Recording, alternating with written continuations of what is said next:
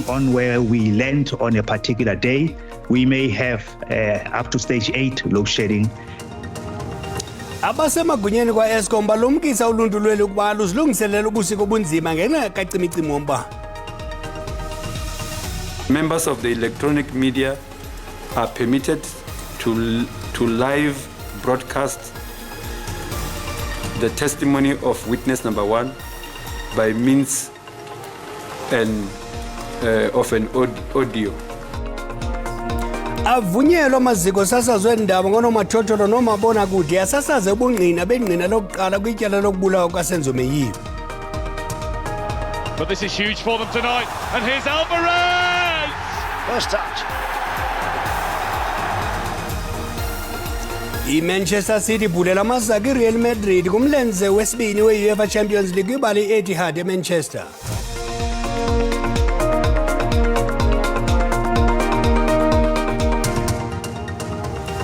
Egamelo nondaba belijelo ndiyabhodisa mawethu sisamkela nani babukeli bethu kwijelo i-DDT masikawule swarhuqa. Kuza kufuneka bemibeli bazilungiselele ubusika obuza kubanzima ngokuphathelene nombane. Esi silumkiso sikhutshwe ngabasemagunyeni kwinkampani ephehla umbane kweli i-Eskom. Isigaba solawula e-Eskom sibambe indibano nabamajelo endaba ukunika ingxelo ngenkangeleko yobusika malunga nocimicimi wombane.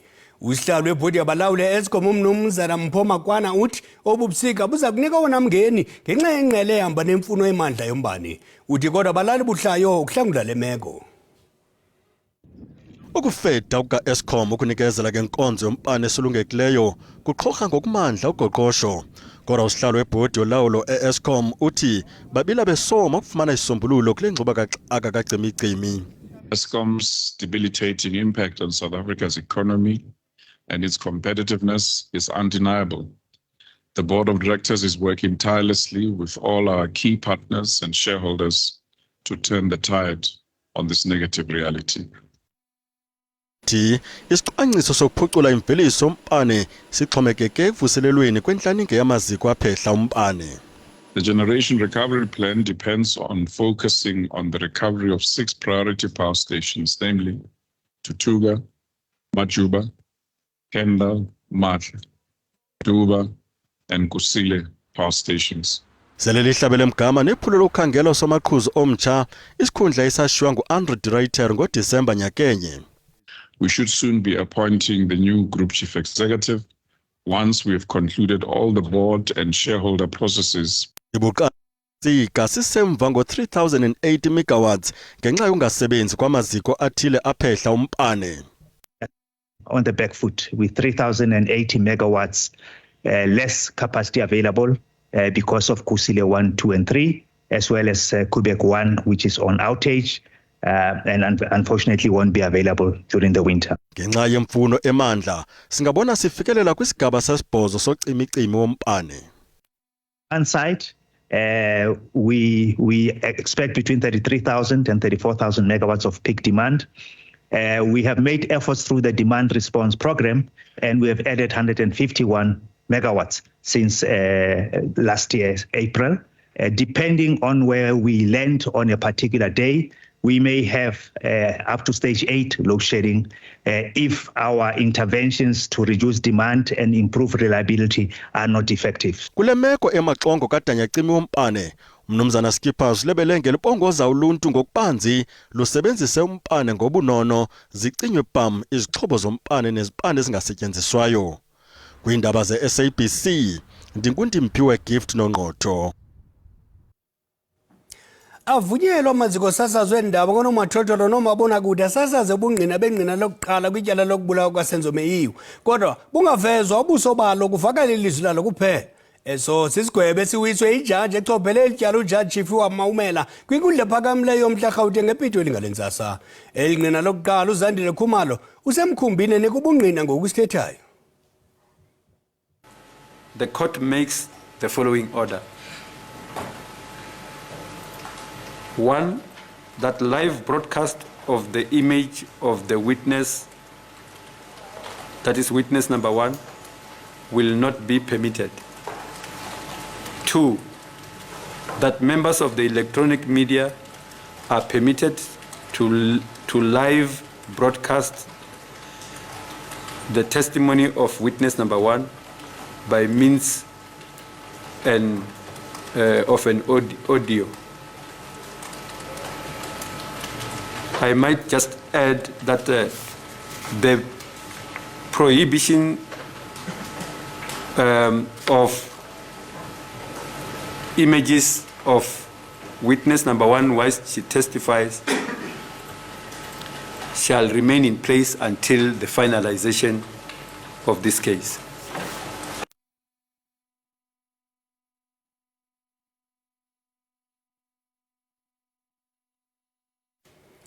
Inkundla phakamileyo yaseGauteng ive ukuba isicelo esifakwe kumongameli Cyril Ramaphosa icela umngeni kwisicelo esifakwe ngumongameli weli umnumzana Jacob Zuma sokuba atshutshiswe bucala liqhinga nje lokulibazela ityala. U-Advocate Dalimpofu omele umnumzana Zuma uyaqhuba neengxoxo zokuphikisa esi sicelo sikamongameli Ramaphosa namhlanje watsho esithi esi sicelo sifana nkqa nje nokufuna kuthathwa amanyathelo omthetho lo mba ungekaxoxwa inkundla. Umongameli Cyril Ramaphosa ufuna ubhengezwe njengongekho mthethweni nongahambelaniyo nomgaqo-siseko umyalelo webesakuba ngumongameli weli umnumzana Jacob Zuma wokuba avele enkundleni atshutshiswe bucala ukwacela inkundla ibekele bucala iimpepha zikhutshelweyo zenkundla zibhengezwe njengezingekho mthethweni nezinyashene nomgaqo-siseko. Umnumzana Zuma utyhola uRamaphosa ngokubandakanyeka kwisithyolo sokuthutyeleziswa kwamarekhodi akhe empilo ngumtshutshiso Advocate Billy Downer. Omele umnumzana Zuma kwinkundla uAdvocate Dalimpofu uthi esi sicelo sikamongameli Ramaphosa zinzame nje zokulibazisa ukutshutshiswa kwakhe. It's illogical why any right-thinking person would resort to preliminary litigation when they have an avenue that could even result in their acquittal. But the other, to emphasize that point, and that point goes to why are we here? We're here for what Justice Wallace calls the propensity of well-resourced, prominent people to engage in delaying tactics by raising constitutional points, which is otherwise known as preliminary litigation. Ezingxoxo ngesicelo zisaqhuba. Usodolophu wesixeko saseTshwane umnumzana Silas Brink wenze intetho yakhe ngobume besi sixeko ePitoli namhlanje. Uthi isixeko saseTshwane sikwimeko embi kakhulu ngenxa yorhwaphilizo, ulawulo olugwenxa nokungabikho kwezinzo kwezimali. Ingxaki zokushokoxeka kwamanzi nengxaki yocimicimi wombane yimingeni ethintela iTshwane ekubeni nenkqubela phambili. Usiliez ufuna ukulawula imali zesixeko saseTshwane ngelokubuyisela uzinzo kulo masipala. Kwintetho yakhe ngobume besi sixeko Usiliez uthe urhulumente obambiswano kufuneka aqiniswe kwiinzame zokuphucula lo masipala usebenze ngcono. Lo sodolophu kwesi sikhundla inyanga ezimbini kuphela uthe injongo yakhe kukuphelisa umkhuba wokwehla kolawulo olululo kule ngingqi. We have a clear agenda within the framework of our coalition agreement. And so our immediate priorities are to get control of the city's finances by devising and implementing a bold recovery plan that focuses on the core functions of the municipality. We have to reduce the number of unscheduled water and power outages and invest in our core infrastructure. In this way, we can also mitigate the effects of load shedding by producing and procuring electricity independent of Eskom. Improving basic service delivery, clean streets, well-lit streets, grass cutting, waste collection, all of these things cannot deteriorate while we look at the functions and the finances of the city. Usiliez ukwathe esi sixeko sikumbhodamo wezimali kwaye kunezikhundla ezingundoqo ekufuneka kuqeshwe abantu kuzo ngokungxamisekileyo ukuze kubuye uzinzo kwesi sixeko. Kwalapha ezindabeni abahlali kwilele yaseMarapong eSikhukhune bothukile emva kokufumana i-SMS enyenzelisa intlawulo kamasipala kodwa amasithumo umntwana evenkileni kuqala.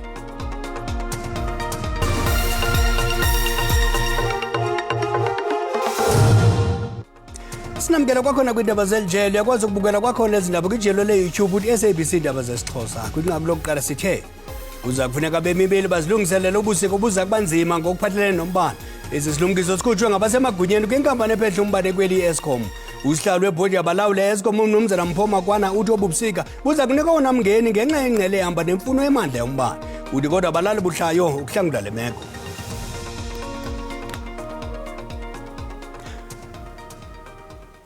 Amapolisa aqinisa iphulo lawo lokukhangela inkwenkwane neminyaka emine yobudala elahleke ngolwesine weveke ephelileyo.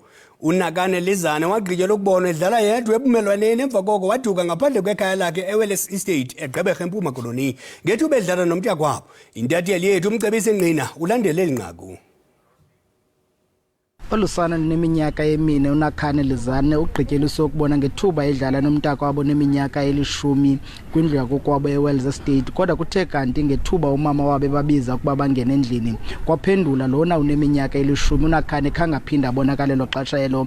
Kungoko umama wakhe ethe wavula ityala lomntu olahlekileyo. Kodwa namhlanje sibona amapolisa ebambisene namapolisa emetro kwakunye nabahlali ukuzama ukukhangela olusana. Kodwa ke ecaleni kwam ndinaye uMajor General uDistrict Commissioner walapha eNelson Mandela Bay uMajor General Vuyisile Chatha just uthetha nathi malunga noluphando ababalenzayo lokukhangela lomntana. General qabaqaba nje ngeziphi indaweni zawuthi nigxile kuzo xa nikhangela uNakane namhlanje? Okay, namhlanje singamapolisa oMzantsi Afrika lapha eNelson Mandela Bay sidibene sisebenzisana kakuhle ne-metropolis, amapolisa kamasipala, private security companies, abecuphi balapha, i-community abahlali balapha noceba. Siza ne-drones South Africa. I-drone South Africa izawubhabha naye apha isikhangelele lo mntana lona uthe walahleka apha kule ndawo. Sifuna injongo yethu kukuqoqa ndlu ngendlu. And while zona i-drones zona sibhabha kule ndawo le ilihlathi, akuqali ke usetshwa namhlanje, bekwasetshwa before, but namhlanje sidecide ukubana size ngobuninzi so that singashi nayiphina indawo. Sizame also ukucover i-area eninzi njengoba sizawuthi sisetshe namhlanje venkile na venkile, ndlu nandlu, especially kula area ebegqibele ukubonwa khona ngolwesine kule veki pheleyo. Intsuku noko siqenqelekile umntana engabuyi, sikhathazekile sisipolisa, ndicinga nabazali nokuhlala nako akuthandi, and loo nto isenza nathi sisipolisa ngokuba sibonakalisa inkathalo ekuhlaleni, and ngobana kaloku nathi singabazali sinabantwana, so therefore sifuna umntana abuyele ebazalini bakhe. Mikhona imikhondo eniyilandelayo kanye abarhaneleli nabo? Ikhona imikhondo esilandelayo, abecuphi be-FCS banayo i-task team abathe bayifomisha, so that benokwazi ukulandela yonke into, yonke information. Ndinethemba lokubana noko sawuthi kuba ngomso nangomsomnye nam xa ndifumana i-briefing ethi general sihambe saphela pha, kodwa ithemba lethu nemithandazo yethu ukubana umntana afumaneke namhlanje, afumaneke edlala, afumaneke kwenye ezinye izindlu, afumaneke esaphila. Sinolo themba ke, ndiyacinga ke ukubana kuza kwenzeka njalo. General bule xesha lakho ilo ebengumcommissioner wesisithili saseNelson Mandela Bay uMajor General Vuyisile Chatha esichazela ngoluphando balenzayo ukukhangela lo nkwenkwana eneminyaka emine Unakane Lizane. Thatha zonke izintambo ndisibuyisele kuwe studio. Abahlali baseMarapongo esikhukhuni eLimpopo bathi bothukile emva kokufumana imiyalezo yomnxeba i-SMS ukutsho ethi batyala umasipala wasekuhlaleni Elias Motsoaledi imali. Lo masipala uthi le mali yentlawulo yenkonzo zezindlu i-property rates ukutsho. Obu bubomi basezilalini, izinto azenzeki ngesantya isiphezulu yaye nendlela yokuphila ngeyesiqhelo, kodwa imo ekhwanqisileyo kubahlali kutshanje kukufumana imiyalezo yokuba namatyala eminxebeni yabo. Been getting SMSs from our local municipality, Elias Motsoaledi. They're saying to us we're owing them 25,064 rand, of which I don't know what this money is all about, because we don't have any services that our municipal is rendering to us. So presently, we don't have roads, we don't have water. So I don't know this amount of money that they say we're owing for what. I got an SMS from somebody from Elias Municipality Municipality saying I'm owing 22,000 rand, more than that.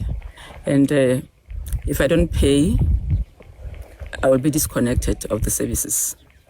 Ihambo nje kulelali ibonakalisa uphuhlo olucothayo kwangaxeshanye nolungekhoyo. Akukho ndlela zokuhamba ngeenyawo, akukho zibane kwizitalato. Umasipala wasekuhlaleni Elias Motsaledi uthi le ngingqi yayikhe yanqangazwa njengelokishi. There are no SMSs except that they are owing municipality for the property rates.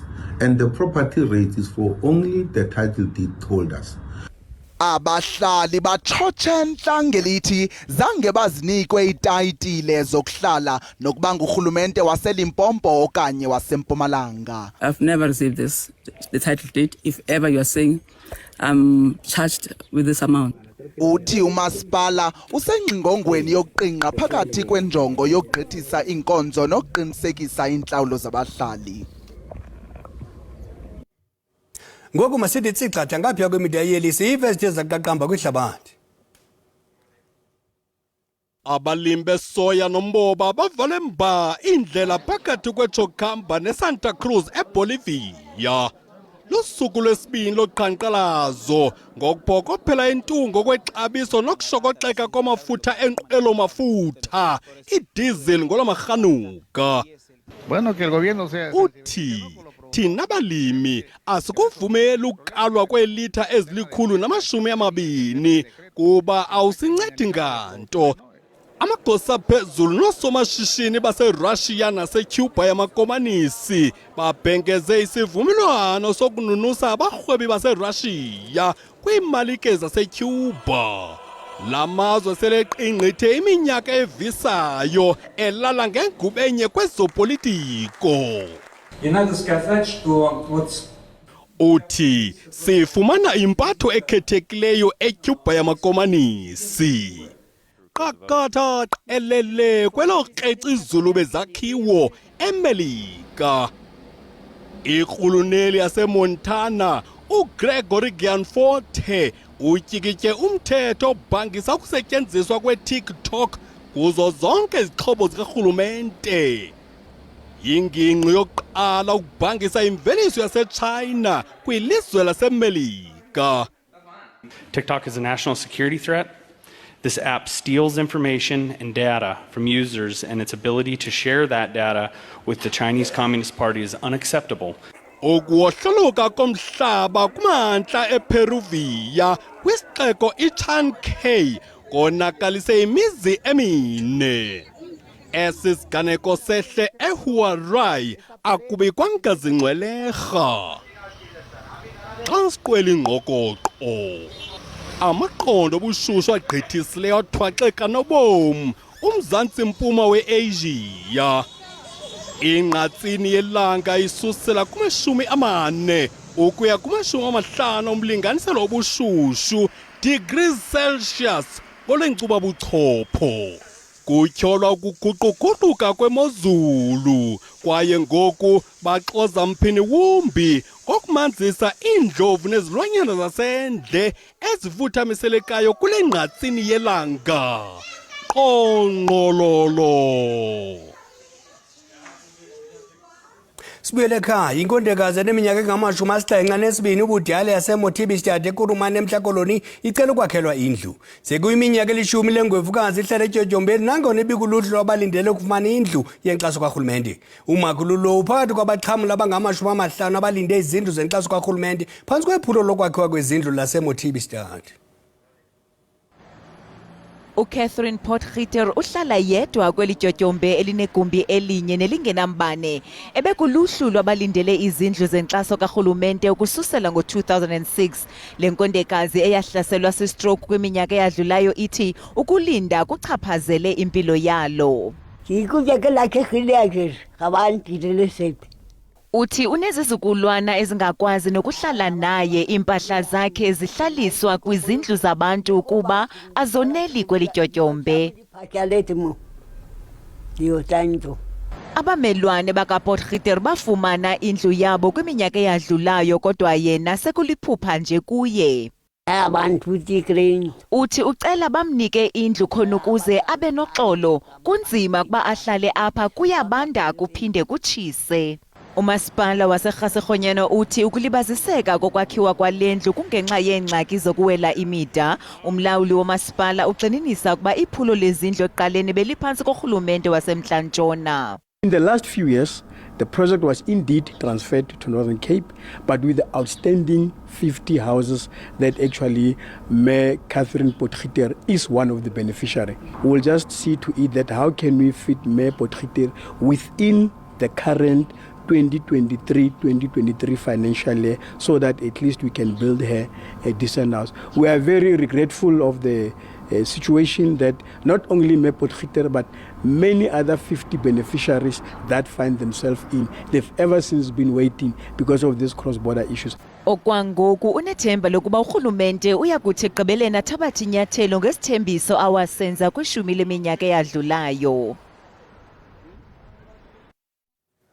Kwezemidlalo iManchester City ibhulela amanzaka iReal Madrid kumlenze wesibini we-UEFA Champions League kwibala e-Etihad eManchester. Umqeqeshi weMan City uPep Guardiola uthi iqela lakhe libonakalise ukulambela ukwenza imbali ngokunqunqele egoqweni iReal Madrid ezintshatsheli ezikhuselayo. Kungokunje endleleni yeCity kuxabe iInter Milan kumdlalo wamagqibela kankqoyi.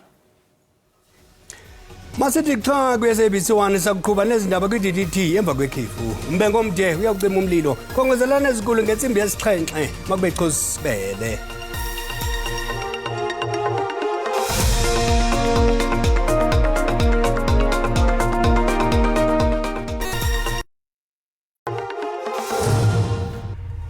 Sinamkela kwakhona kwindaba zeljele yakwazi ukubukela kwakhona ezindaba kwijelo le-YouTube uthi SABC indaba zesiXhosa kwinqaku lokuqala sithe kuza kufuneka abemibili bazilungiselele ubusiko buza kubanzima ngokuphathelene nombane.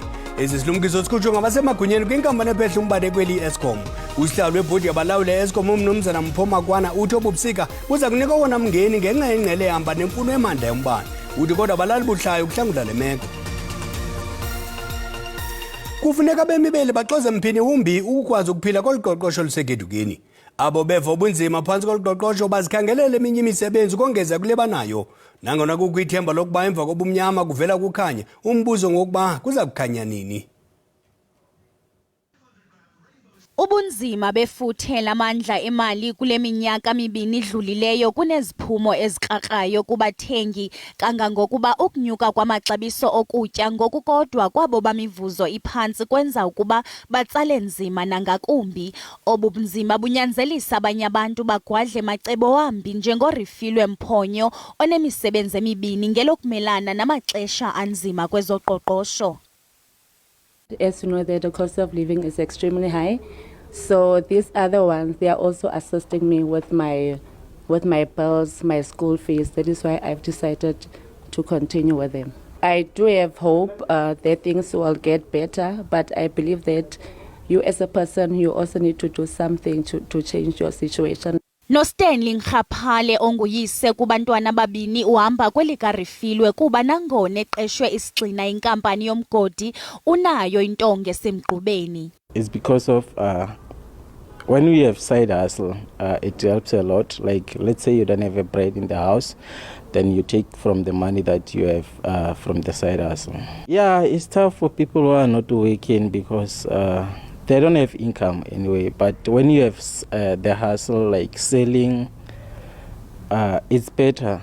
Abo banezingxungxo bucala bayacetyiswa ukuba nangona kunjalo bawuhloniphe umsebenzi abaqeshwe isigxina kuwo. What is important, however, is to understand always that your primary sources of income, which is usually your salary, that you have to make sure that you keep that. You make sure that you remain productive, and you make sure that you do what you said you're going to do to your employer.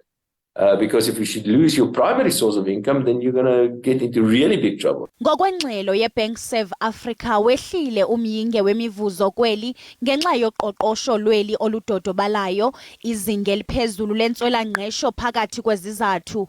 Kukho uqikelelo lokuba ziza kuba bhetele izinto nokuba kukancinci kwezoqoqosho. And over the medium short term, I think that the inflation rate is likely to come down a little bit. I won't be surprised if we see inflation at close to 5% at the end of this year. And there are some technical factors around that as well. More concerning, however, is the structural issue of inflation in South Africa, and that has to do with the macroeconomic environment. And the macroeconomic environment in South Africa is not a very, very friendly environment. It's an environment that's not very competitive. Ngelixa bemibeli bezibambela amatorho ukongeza imali yabo ukonyuka kwamaxabiso okutya kuyazithibaza ezo nzame. uRifilwe noStanley bahleli ngethemba lokuba liza kuphucuka ifuthe lamandla emali, kodwa okwangoku basabe kukutya etafileni ngelixa besaqhuba nezingxungxo ecaleni.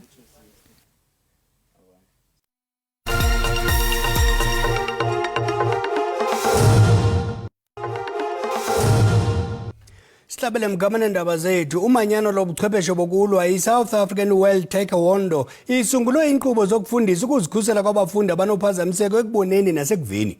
Le nkqubo isekwe ngokusesikweni kwilokishi yaseMhlakoloni kwisikolo esikhethekileyo Ritlameleng. Ukusuka kwinqindi ngqo ukuya ekuvaleni ngasentla naphakathi ezinye zentshukumo abafundi abazifundisiweyo. Oluqeqesho luza kuxhobisa abafundi ngezakhono ezingundoqo ukukhusela iimpilo zabo. Aba bafundi bavakalise ngentshisakalo ukuba bakujonge ngamehlo abomvu ukuba yinxalenye exhamla kule nkqubo. Self-defense is going to benefit me in so much. I can protect myself from strangers, especially the people who rob us in the streets. I have heard of a lot of inbreaks, and I know that if I am not able to defend myself, how am I going to survive? So it is going to help me a lot to not be afraid of going on the streets and not being afraid of danger anymore, because then I am able to defend myself against these dangers. No, it will benefit me because it will help me defend myself from bullies and strangers and some of those gangsters in the streets and those who in the tuck shops. And also it will help me protect my family in time of need. Abafundisi ntsapho nabo banomdla wokuchola okunye nokunye koluqeqesho. Omnye wabo uliphakamisele phezulu umanyano iTaekwondo ngokuthathela ingqalelo abafundi abanezidingo ezikhethekileyo. This program is going to benefit learners by defending themselves, and we know that this place is infested by crime. We believe that the learners will also be able to protect themselves. It's going to be beneficial. Our learners are mostly disabled. People take advantage of them. Here in the streets, they know that learners from Ritlameleng are disabled. Immediately they get out of here, they will be able to defend themselves. Olumanyano luthi oluqeqesho leTaekwondo luza kuba ngumbele wehlisayo kokuninzi kubafundi kuquka uqeqesheko, ulolongo lamandla omzimba nokunyusa amanqanaba okuzithemba. Today the importance of us being here are two things. We are first and foremost trying to grow Taekwondo. Secondly is to teach kids how to defend themselves. As you understand that South Africa crime rate here it's out of proportion, so it is from our side doing our level best to assist. Isuke yahlala ke kwinyanga ezayo ngokuqulethwe loluqeqesho lwenkqubo yomanyano iTaekwondo nolujongwe ngamehlo abomvu. Ngoku masithaphula izimvo zabalandeli bebhola elikhulu betyibela impumelelo eManchester City kwiChampions League phezolo. Ndiyayivuma iManchester City ayisebenzile 4-0. Hayi ndiyayivuma isebenzile. Hayi ndiyayinika nakulena izayibetha. Iyadlula iManchester apha. Le Intantontoni inthabanibani le ayingeke lenze ixesha kuyo. Mandiyothulele umnqwazi iMan City ngokuthi itywatyushe iReal Madrid ngoba iReal Madrid bendilandela yona ndinethemba ukuba izayiphumelela le ndebe. Hayi Manchester City iyayithatha le ndebe nakanjani. Iyayithatha msasazi wami. Inter Milan mayilala ngecala nenxeba. iMan City i-team letimiselako, i-team letizevako ukuthatha letindzebe totintsatfu. Ngale ndlela idlala ngayo, i-team lehlangene itolo eshayela iReal Madrid ngamagoli amane. Nanyalo final ayikho i-team letayivimba iMan City. Ezaziphumo zeMan City bendizilindele msasazi. iManchester City iyadlala. benilindele and iphethe abadlali abanesipiliyoni abanamava angomava zintwala kukhushwabo nako deep brain bengiyilindele umsasazi lanto liyani bengilindela ku 4-0 4-4 le mvula amanqaku ayinothusanga njengoba iManchester City liqala apha elizimiseleyo belithanda nje yenzayo and inansika ke yona iInter Milan ngayinikeza ithuba ngoba noko nabo bayazama bafana bayabonakala bayatshotshalaza kufani noncamisa ibhoko abantu bekho. Mina bengakalindeli ukuthi iMan City ingabhacabula iReal Madrid ngalamagoli amaningi kangaka. Ngicabanga ukuthi maybe izodlala idraw. iManchester City iyayithatha the Champions League ayincanywe. Inter Milan yeke into yokuba icinga uba izayifumana. Kona kona iManchester bendiyilindele bizawuwina kodwa yona nto seyimangaza ngamanqaku la iwine ngawo ivele yawina ngamanqaku amaninzi gqithi. Iqhwabela izandla ke loo nto ibe ntle kakhulu nakuthi singabalandeli bebhola ekhatywayo sithanda into yoba umdlalo abe namanqaku umdlalo namanqaku unika umdla.